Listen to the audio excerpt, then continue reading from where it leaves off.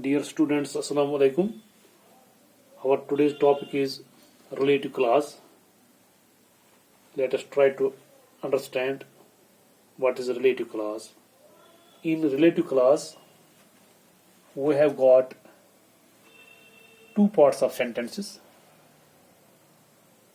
In fact, they are separate sentences, and the two sentences are having the different idea about a particular person or a particular object, and we combine these different ideas about a particular person or an object by using a clause that is known as relative pronoun. For example, let us try to understand this very well. Like this, let us take an example. For example, it's a sentence. I met the teacher. Full stop आता है. Teacher is complete अलग sentence है. I met the teacher. The teacher teaches us English. These are two separate sentences. This first part of the sentence, this contains the main topic. This first part of the sentence contains main topic and is known as main clause. Now, this second part of the sentence, it gives us essential information about the person or an object present in the main clause or the first part of the sentence. So this sentence, which gives us essential information about the person or object present in the main clause, is known as relative clause.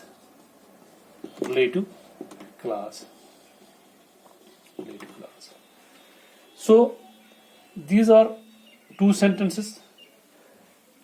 They are having the different ideas about a particular person, and we join them by using relative pronouns like which, that,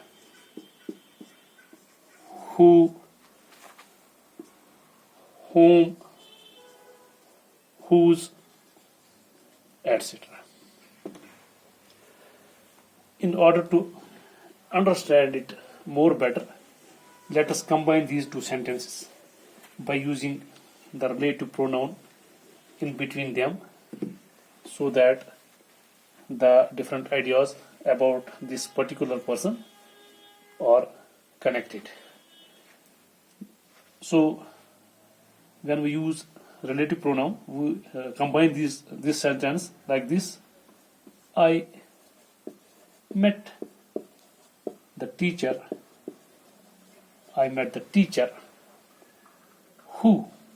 Now this who relative pronoun is used. Who teaches us English. Okay. Let us take another example. Another sentence. She told me a joke. I couldn't understand. She told me a joke. I could not understand. These are two sentences. Let us combine them by using relative clause, relative pronoun. We will do this like this. She told me a joke that I could not understand. This is the relative pronoun, that I could not understand. Okay, Let us take one more sentence here. I saw a boy. I saw a boy. The boy saved the baby from drowning. If we use relative pronoun and combine these two sentences, we can write it like this. I saw a boy